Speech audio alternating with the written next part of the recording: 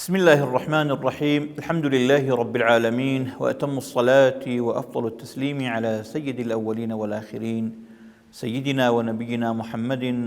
وعلى آله وأصحابه أجمعين إلى يوم الدين. عزيزان وخوشويستان، السلام عليكم ورحمة الله وبركاته. لذات حق تعالى دا وكارمك طاعة عبادتي همولايك قبول بكات، وخوي تعالى لبركته خير ومغفرة رمضان ببشمان نكاتو لما انجا قوردا رحمتي خوي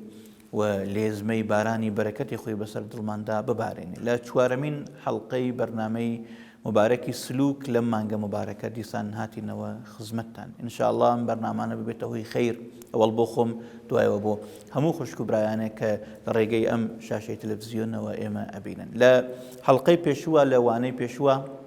وتمان سوهمين هنجاوي ريجي سلوك عمله وتوضيح ما ذاك شنو جرنجة أبي ظاهري عمل من بظاهري شريعة برازينين أو كالفقه في ربوين بمذهبي إمام شافعي لنواجه ودسنواجه أنجامي أدين خب بلام إمتها إيسا هرشك ما نوتوا لفربوني علم وحتى لأنجام داني عملكيش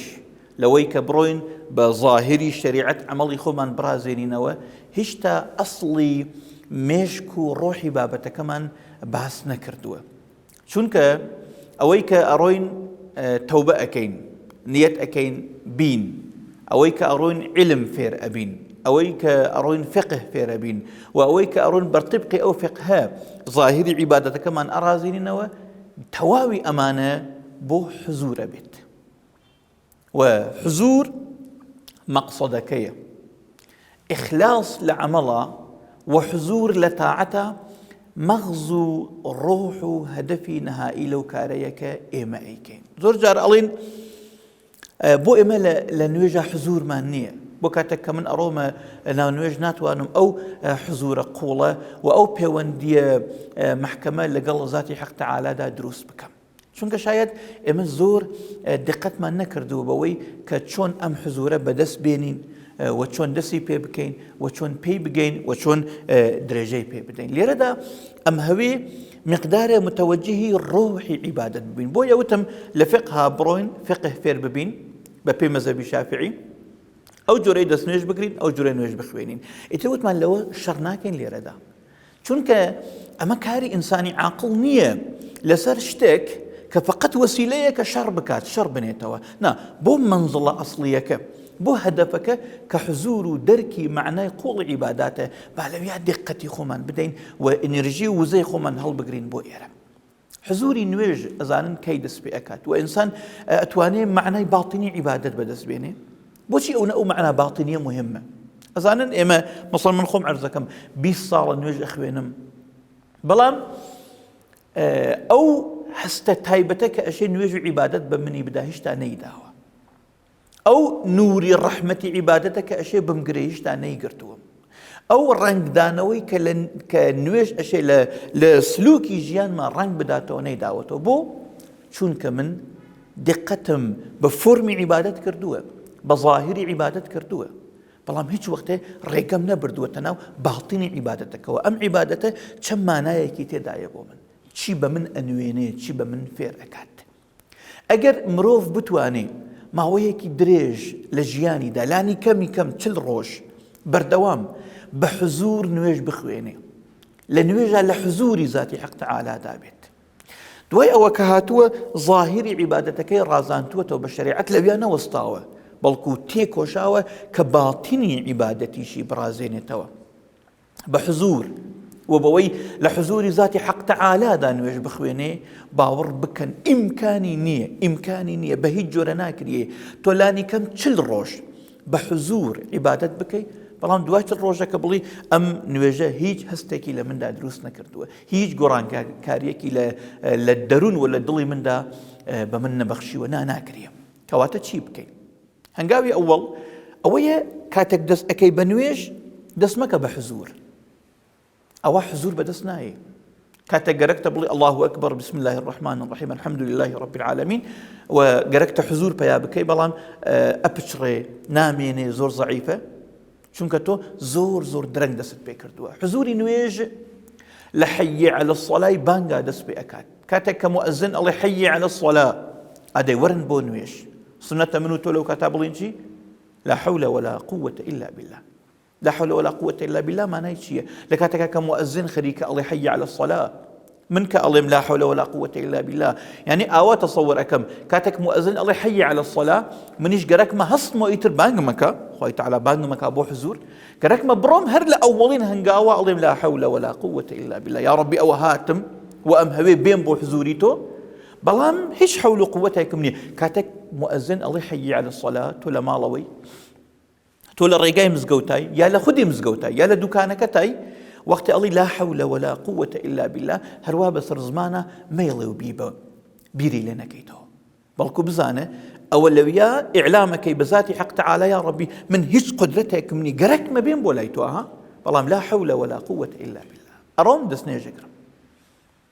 لباسك خاونت كردوه برد نويجونا نويجر رعايت كردوه بو چونك بو شوينكي گرنگچي اوش بالا نشتابه كتو خريكي بو ميوانيكي گرنگچي بو يا واخد تميزو باكو خاون كردوه كدسنويج اگري هوشت بي لأولي دسنويجا دس بك بفريداني دنيا لعيبه به خلق لمشتا حزفك دنيا لمشتا حزفك تواوي كيش كانت لاببه هاي سكاتي يتشكنيه كاتك دس كانت أشوري وبسم الله الرحمن الرحيم كي أو أديل دمت أو أديل لوتت بزانك أمدما بل يا ربي قرك ما بأمدما يخوما لدلا أمانيك ألين بلي حموي لدل دا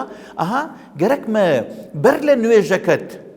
لدس نويجا وبلكو برلا دس نويجكت لحي على الصلاة دا تو ارتباطك دس بيبكي كاتك كبان قدن ارتباط دس بيك اللي قلت حق تعالى دا ولا دس نوجة أو ارتباطه زور تشروبرتر أكيتوا زور محكمتري أكيتوا قايمتري أكيتوا بدل بلي يا رب يا ودمم أشورم چونك بدمم قرك ما نايتو ببام لوتم أشورم أم لوتا قرك ما بوني بهشت بروا بيدا بويا أي شورم خاويني أكموا كاتك رومتت أشوي بيدي أو بكوا كخوي تعالى أفرمي يوم تبيض وجوه وتسود وجوه روجك أبي جماعة الرويان سبيا جماعة الرويان رشا لروش قيامته كاتك دسك بعض كانت أشوي بظانة جماعتك نامي عمل أدرس راسيانو نام جماعته بدسي جبيانو كاتك مسحي سرد أكي آواها سرد دا أنا وينيتو جماعتك سرد دا أنا وين بوخوا سجدا أبن جماعة ملبا أدن الأخوة كاتك جوي كانت مسحك أيان شوري جماعتك جويان بازع بو بيستني حق بقوي خواكن جماعتك إيش لهم آذان لا يسمعون بها قويا هي بلام نايبيسن كاتك بيكانت أشوري جماعتك بم بيانا بأوبري خوشية ولا صحراء قيامتها برو حزوري ذاتي حق تعالى جماعتك برو بهشتنا جماعتك إيش رايان أكيشن ببيان بويا كاتك كرومتت أشوي بدل بلي يا ربي روم سبي بك أو رجيك جماعة رويان سبي وجماعتك رويان رشا كاتن دسي بالي راسة أشوي بل يا ربي نامي عملا بدسي راس ما وبدي ما باتا بدسي شف ما وبدي يا ربي سرم هميشة توفيق بدك للسجدة بيبوتو يا ربي قوين باز بك بو بيستني حق كاتك باتش يا ربي أمبيان لا أقري جحنم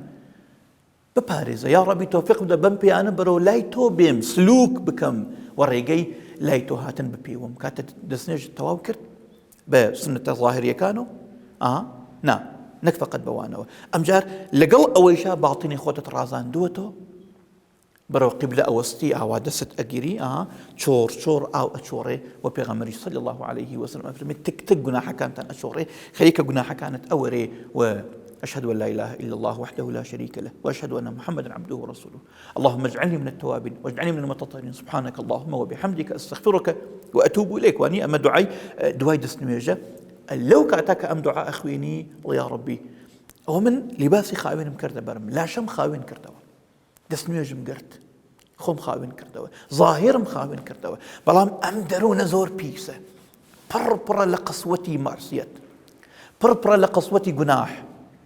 برب ولا تاريكاي جناح كسنات واني باكي كاتوا إلا تو نبي من أويك توانين بتوفيقي تو ظاهر باكردوا هرسون ظاهر باكردوا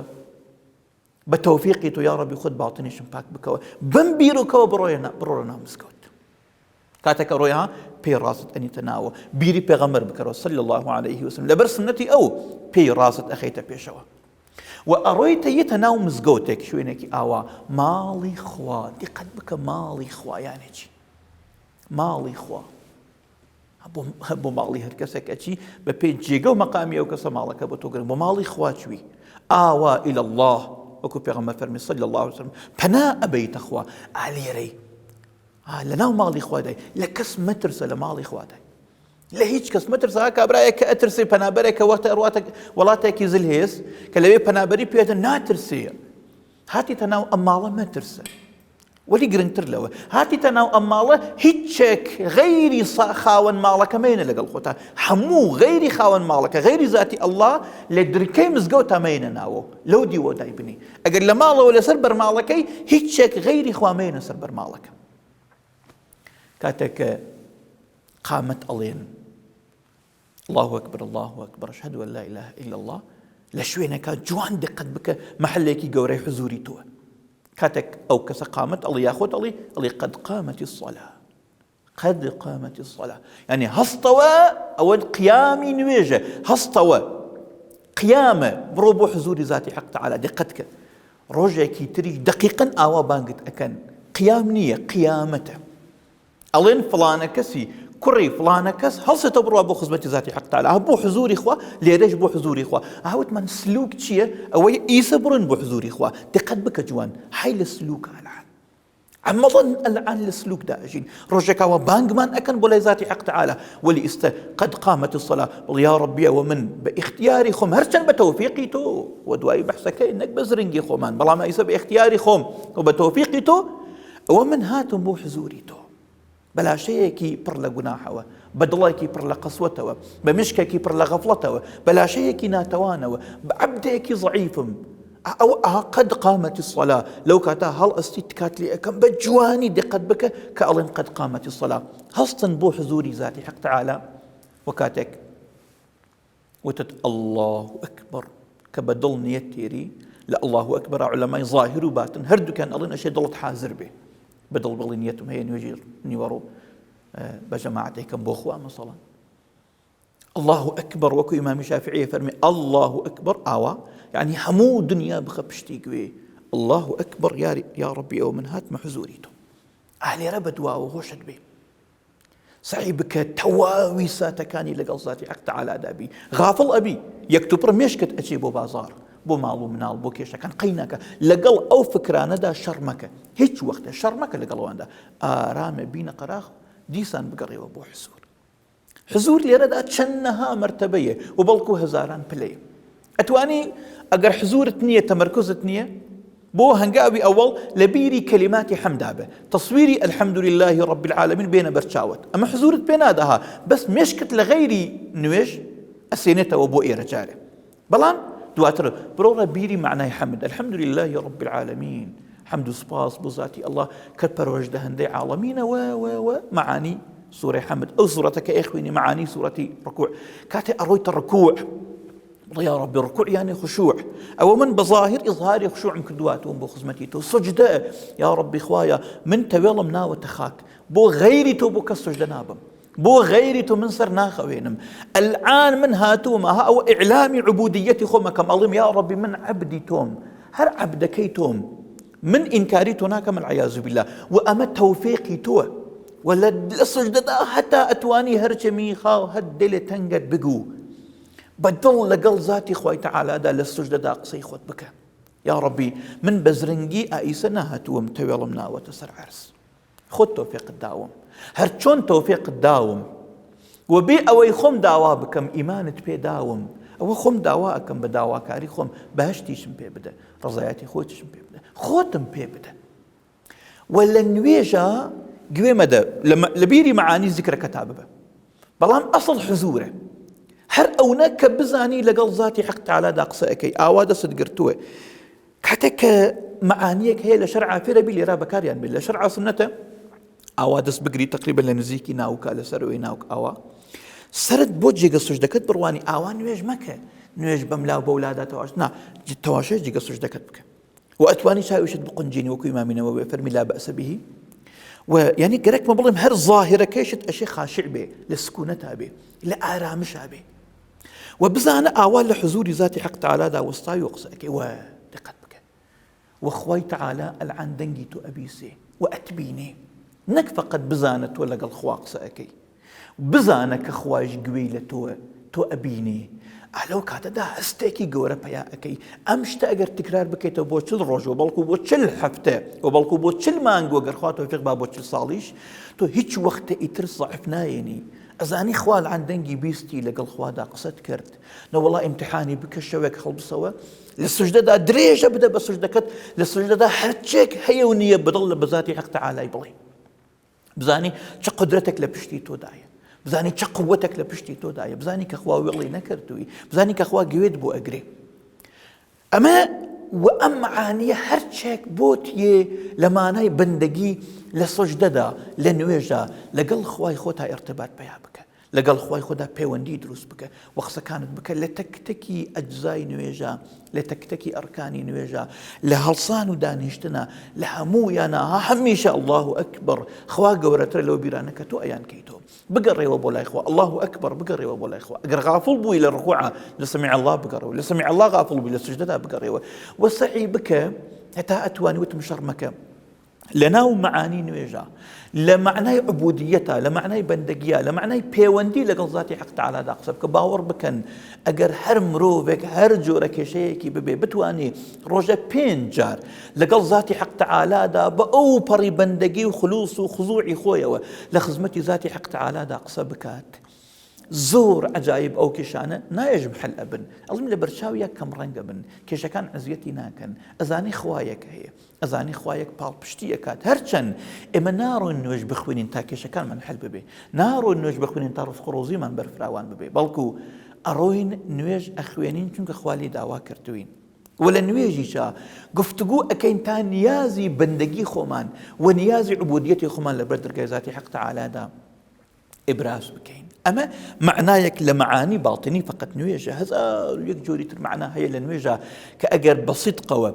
لەگەڵ ذاتی حەق تەعالا لە نوێژە بجوڵیتەوە خوای تەعالا خۆی معنای وا ئەخاتە دڵت و فێری بەندەگی واتەکە کە لە هیچ کتێبەکە نەنووسراوە بە هیچ قەڵەمێک نەنووسراوە و هیچ کەس پێی نەوتوی و لە هیچ کوێ گوێت لێ نەبووە خوای تەعالا خۆی مستەقیمەن فێرەتەکە کاتێک کە سڵاو ئەدەیتەوە السلام عليكم ورحمة الله وبركاته السلام عليكم ورحمة الله وبركاته بسلام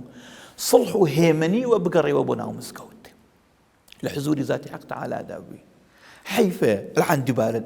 تيك الله خلق بيتو بو يدوين وجهه بو اما دان راوه اسكار دان راوه بو اول دوين وجهك ازان روتنا ودنيا ازان روتنا وبحبو حولنا ودغدغه مشكلاتها بروتنا اسكار نيسان حتما ايه الكرسي لدوين وجمان لبيرنتشي سدان استغفر الله من لبيرنتشي سبحان الله زور عجيبه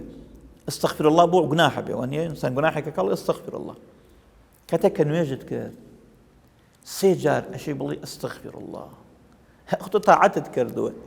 بو اوي بعبادتي خوتا ننازي بو اوي ونزاني بزرنجي خوت كردوته استغفارك بو او معنایانی لنویجا بدلتها چونکە غفلته ازانی او خوی گناحێکی گەورەیە ئەگەر تۆ لە نوێژە خەریکی قسەکردن لەگەڵ ذاتی حەق تەعالادا بی بەڵام لەولاوە لە بازاڕا بی تەسەوەر کە تۆ خەریکی لەگەڵ منە قسە ئەەکەی تۆ میوانی یا من میوانی جەنابتم لە ماڵی تۆ ئەم قسە ئەەکەی لەگەڵ منە منیش بەردەوام ئاوا سەرم هە لەناو مۆبایلەکەدا بڵ گوێم لێتە ئاوا یعنی تۆ هەر قسە ئەەکەی منیش جاروبار سەرت بەرزەکەم هەر خەریکی مۆبایلەکە بم هەستێکی ناخۆشت هەیە هەستێکی من بێڕێزیم پێ کردووی پێت خۆشە کاتێ قسە ئەەکەم لەگەڵ تا قسە ئەەکەی لەگەڵ ما ئەوە بڕوان من ناوچاوت لەگەڵ تۆ هابم بیرم لای تۆ هابێ مشکم لای تۆ هابێ تۆ لەگەڵ ذاتی حەق تەعالادا قسە ئەەکەی تۆ ناتوانانی بڵێ ئیاکە نەعبود و ئیاکە نەستەعین بەڵام لە بازاڕا بی چۆن ناتوانانی بڵێ ئیهدنا الصراط المستقیم یا رەبی هەموو ئەم جەماعەتە هیدایەت بەسەر ڕێگەی ڕاست ئیهدنا گشتمان بەڵام قینتە لە ئەو ڕقتە لە ئەو حەسادەتە هەیە بە ئەو چۆن ئەکرێشتی وا ئێشی چی بکەین ئەشی ئەم معنات تەمرین کەی ڕۆژانە هەفتانە بەردەوام تا ئەو دڵە منەوەر بێ تعود الله نرم بێ بۆیە دوای نوێژەکەت حتمما دانیش ئەسکار بخوێنە کە بەداخەوە لە زۆربەی مزگەوتەکانە ئەم زیکرە پڕبەرەکەتە پڕتینە خۆشە لا براوە بەشک و بگەڕێنرێتەوە و ئەم خەڵکە بە جەماوەری سبحان الله الحەمدولله الله ئەکبەر بکا وەکو ابن عباس فەرمێ کە من لە مزگەوتا دەنگی سبحان الله والحەمدولله الله ئەکبەری سەحابە و پێغەمبەر مەبی صلی الله علیه و آله دەنگیان بەرز بوو و زیکریان ئەخوێن لە نوێژە و دوای نوێژەکان استیغفار بکە دوای نوێژەکان دوعای خێر بکە وەوشت بێ بینی نوێژ لەگەڵ بینی نوێژە جەماعەتەکان ئەبێتە کەفارەیان تو ئیسە لە نوێژە بووی مەبادا لە بینی نوێژە خەریکی شتێک بی لەگەڵ نوێژەکەدا دژایەتی ببێت ئەمە مەسەڵەن فقط معنایەکی باڵتنیە بۆ نوێژ فقط بۆ نوێژ بۆ تەواوی عیبادەتەکانی تریش ئەوە معانی باڵتنی هەیە کە ئەشێ دقەتیان پێ بکەین تەواوی عیبادەتەکان ئەوە پڕن لە معانی باڵتنی مەسەڵەن لە ڕۆژوودا تەواشا بکە ڕۆژوو ظاهرەکەی ئەوەیە کە تۆ لە بانگی بەیانی تا بانگی ئێوارە هیچ ناخۆیتەوە ئەو شتانەی کە ڕۆژوو ئەشکێن لە فقهدا فێر بووی ئەنجامیان نادەی خۆت لەو شتانە ئەپارێزی و لە ڕەمەزانەوە یەکە عیبادەتێکی زۆرتر ئەکەین بەڵام ڕۆژوو مەعانیەکی گەورەی هاتیە کە ئەشێ دقەتیان پێ بکەین لە غەیری ڕەمەزانیشە ئەنجامیان بین لەوانەکانە لە وتارەکانە منم زۆر وتو احتمالاً تکرار بێت بەڵام هەر گرنگە و پێم پێویستە تکراری بکەمەوە لە ڕۆژووە ئینسان نوکتەیەک فێر ئەبێت ئەگەر بتوانێت بۆ هەموو ژیانی بەکاری بێنێت لە حکمەتێکی گەورە بەرخوردارە بێت تەواشاکەن لە ڕۆژووە ئێمە ناتوانین ئاوی خۆمان بخۆینەوە ناتوانین نانی خۆمان بخۆین ناتوانین بێئەدەبێ لە خزمەتانە لەگەڵ خێزانی خۆمانە جووت بین بخەوین لە حاڵەکە هیچ کەم لەمانە حرام نین ئەمانە حەڵاڵن مانە مباحن پێشتر تۆیان منع ئەکرد لەوەی کە ئاونانی خەڵک بخۆی مەبادا دزی بکەشە ماڵی خۆت بخۆی بەڵام ئیسا ئەڵێن نە ئاونانی خۆشت نابێ بخۆی ئەوەیە کە نابێ بڕوانی بۆ ژنی خەڵک یا خوا نەخواسە هەر جۆرە ناشەرعیەک بکەی نا ڕەمەزانە نابێ نزیکی ژنی خۆت بکەویتەوە بە هیچ جۆرێک جەریانی چییە؟ من نوکتەیەکی باڵتنیە کە کۆمەکمانەکات دواتر لە بەشی خۆناسینەکەدا کە ئەمەش بابەتێکی گرنگە لەم بەرنامە مبارەکە لە سلوکە ئینشاءالله بەحسی ئەکەین بە ئیزنی خواوە نەفسی مرۆڤ ئاوایە شاید بەوەی کە لە حەرام بیگریتۆ مقدارە تەسکیە پێیا بکات پاک بێتەوە بەڵام زەمانێ نەفس کامڵ مەهارە بێت و لە ژێری دەستی تۆ ئەبێ لە حەڵاڵەکان بیگریتەوە لە مباحەکان بیگریتەوە لە ئەو شتانیشە کە حەڵاڵن کە برا ئەڵێ چۆن لە ڕەمەزانە ئەو شتە فێرە بین ئێمە ئەمە نوکتەیەکی باڵتنیە دوای ڕەمەزان دروسە ئەم شتە هی خۆتە ئەچی ئەیسێنی بەڵام نابێ ئەو نەبخۆی کە زۆرت بۆ بێت تەنانەت ئەبێت لە خواردنە کەم بخۆی کە پێغەمبەر صلی الله عليه وسلم فێرمانەکە بحسب ابن آدم لقيمات يقمن صلبه ئینسان فقط چەند تیکەیەکی پێویستە کە هەر ئەوە بژیت یعنی تۆ زەمانهایەک پێویستە پیاوە گەورهایەک بوون چوون مەسەڵەن خەڵۆیان کێشاوە یا ڕیاضەتیان کێشاوە یا کەمیان خواردووە یا چیان کردووە بۆچی ئەم نەفسە پێویستە ئەم خواردن و خواردنانە نابێتە بوت نابێتە شتێکی مەفەقەت هیوایەتمان خواردن و خواردنەوە لەزەت بێ ئەم نەفسە ئەشێ لە مباحیش بگریتەوە ئەشێ کەم بخواتەوە ئەشێ لە حدوداتە حدەکان بێنێتە خوارەوە ئەشێ خۆی حتا لەو شتانەها کە تەواشای شریعەت بکەن لە حرام خۆت بپارێزە وانە حرام نابێت بە هیچ جۆرە بیکەی نەک حرام مەکروهیش ئەشێ خۆتی لێ پارێزی مەکروه یانێ نەکردنی باشترە زۆر کەسە یاڵی کورد مەکروهە قەی ناکە گوێ مەدە وانە یا ئەڵێنەوە شتە سنەتە واجب نیە سنەتە ئیتر فرق زۆر گرنگ نییە نابێ ئەوە تەواشا بکەی ئەوەڵەن جارە ئەوە کە ئەڵی سنەتە یانە چی يعني فعل رسول الله صلى الله عليه وسلم اشتكى فعلي وشون تتواشى كم تواشيكي مكروهه يعني پیغمبر صلى الله عليه وسلم فرميه باشتر خوتاني لي بباريزن شون تو بگوي وشتناكي ايت مكروه بس مكروه شي خود بباريزي دواي مكروه مباح اشي لمباح خود بباريزي اما السر كايما للرجول رمضان في ربين فير ابين كايما فقد بوان بيناجن كواز الحرام كان بينين بلكو دواي رمضان شهاب پیغمبر صلى الله عليه وسلم دوشمو بينشمو بالرجوع بوا ايام البيض وتا سنزوت شواردي بانزي مانك بالرجوع بوا لە زولحەجە دەڕۆژ بە ڕۆژوو بووە لە شەواڵە 6 ڕۆژ بە ڕۆژوو بووە لە باقی ڕۆژەکانیشە هەمیشە هەر ئەوە ڕۆژوەیەکی بەردەوامی بووە بۆچی چونکە بەردەوام ئەم نەفسە ئەشێ لە مباحەکان بپارێزرێ ئەشێ ئینسان بەردەوام خۆی لە مباح بپارێزێ بەردەوام هۆشی بە نەفسەوە بێ ڕۆژوو پەیامێکی باتینی هاتیە کە من فقط نابێخۆم لەو شتانە بپارێزم کە لە ظاهری شەریعەتا لێم مەنع کراوە، بۆیە ڕۆژووی سکوتمان هەیە ئێمە، نەک وەکو واجبێک. چارەوبەر دانیشە بۆ ماوەیەک خۆت ئیمتحان بکە، زۆر قسە مەکە، ئەو قسانەی نەبێت کە پێویستن مەیان کە، خۆت بگرە، بینێک خۆت ئیمتحان کە کەم بخۆ، بینێک خۆت ئیمتحان کە کەم بخەوە. ئەم شتانە بۆچیە بێ؟ بۆ ئەوەی نەفس محکەمتر بێت، بۆ ئەوەی نفس پتەوتر فێری عیبادەت ببێت، بۆ ئەوەی نفس لە ژێر چاودێری ڕیاوەڵی تۆ بێت و بتوانی ئەو زەحمەتەی کە پێویستە لە ڕێگەی خواناسیە بیکیشی. ئەمەش معنایەک لە معانی باڵتنیە کە ئێمە لە ڕۆژووە فێریە بین. لە زەکاتە، لە زەکاتە ئێمە لە مەسنەویشە، لە کەلاسی مەسنەویشە هەر لەم بێنە ئەمەمانە ڕوون کردووەتەوە. لە زەکاتە تۆ پارەیەک ئەدەی، هۆشت بێ، تۆ پارە ئەدەی بە نەفەرێک، تۆ باشیە ئەو کەسە، بەظاهر تۆ وازانی ئەو کەسە جۆرە قەرزارتە، ئەو پڕەکەی تۆ ئەتوانی ئەو نە پیاوبی منەت نەنی بەسەریە، وەڵاهی ئەو منەتی بەسەر تۆ هەیە. ئەم پارە بۆ چییە بێجارێ؟ بۆ ئەوەی دەفعی بەڵا بکە لەو باقی پارەکە هەیە. ئەم کەسە ئەبێتە دەفعی بەڵا لە تۆ، کەواتە ئەوزانی زەکاتدان وەکو چیە؟ کاتێ تۆ زەکات ئەدەی بە فەقیرەکە، زانی وەکو چی وایە؟ وەکو ئەوە وایە تۆ لە شوێنێکە گیرت کردووە، نەفەرێکی تۆ بەر زەکاتۆ، لەو کلێنە تۆ ڕزگارەکات. دقیقەن کاتێک زەکات ئەدەی بە فەقیرێک،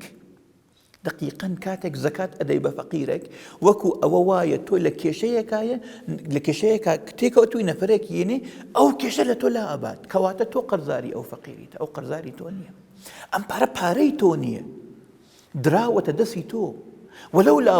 أم كوملغا أشي فقيرة كتابي دولا من كتابي نفرق ببخشي نفر ور بقري خوي تعالى أو فقيرة بوا امتحان كردوا فقيري هنا وبسريا وطيب بوا امتحان كردوا دولا مني دعوة بتو أو باشترى لا إخواتاتو أشي وابير بكيتوا أهواتوا أشي عبادة كي حج شيء هاي صدقت من كروا حج شيء طوافي مالي إخواي بيني صفا ومروة حفجر أشي بيتو بشي صفا ومروة لكيو هاتوا بيتي ماضي إخواك هر ملائكة لقديمه برد لو حتى إنسان كان يجبن وكوهات ولا أثار طوافي بيت يعني كردوا أنبياء طواف يعني لو ورقي لاو بلام صفا ومروة لكيو هاتوا حضرتي إسماعيل لقل دايك هاجر خاتونا مانو لما كدا من دالك بو باوكي بجيه هشتن وايزاني بو أما كراي أكربو لاي آوك أهاتوا بو أملا لم لا وايزاني وحفجار وانا بو هاتو شو حركتي جنك تكراركيت ولا وياه دقت بك أجيبوا رمي جمرات شيطان كان رمي جمرات شيء أو جاربوك الشيطان ظهوري كربو حضرة إسماعيل أو سيجار أو بردي بو هاويشت حركتي نوجوانك كسكي تازة بيجيشتو خليكي تكراركيت وانيا بوشي خليكي حركاتي بنماليك كخويان بخت كربو خوا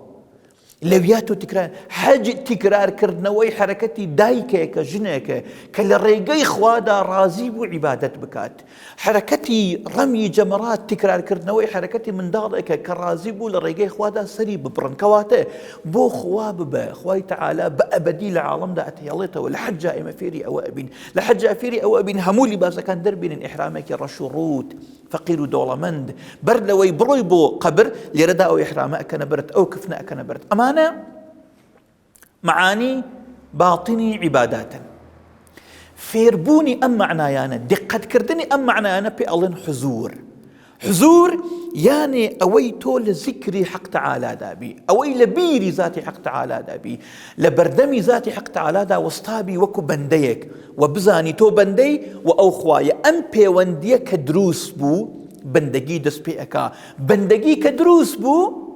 قورئي دس بيأكا پیغمبر صلى الله عليه وسلم زان بو أونا قورئي چونك بندية خوي تعالى لسي مقاما برزي أم ذاته أنويني بأيما لمقام إنزال قرآنا كقرآن ناظر أفرمتي الحمد لله الذي أنزل على عبده الكتاب ولم يجعل له عوجا أنزل على عبده لمقام دعوتها فلما قام عبد الله كادوا يكونون عليه لبدا، لمعراجا لإسرادا سبحان الذي أسرى بعبده عبدايتي قورية دقة كردن بالروح عبادات إما فيري عبدايتي كابيغمبر صلى الله عليه وسلم عبد بويا قورية چونکە عبدایەتی تیا تحقق پیا کردووە فێربوونی عبدایەتی بەم معانیە باڵتنیە ئەبێت کە ئێمە دقت بکەین بە ڕۆحی عیبادەت و ئەم ڕۆحی عیبادەتە لە هەنگاوی دواتردا هەر درێژەی ئەمە ئەدەین، بەڵام لە سوورەتێکی تردا لە ڕەوتێکی تردا لە بیا جوانتر و زۆرتر ئینشاء الله بەقوڵتر لە معنای حزور و ذکر و بەردەوامبوون لە خزمەتی ذاتی حق تعالادا فير أبين إن شاء الله وبإذن الله تعالى. أقول قولي هذا وأستغفر الله العظيم لي ولكم، والسلام عليكم ورحمة الله وبركاته.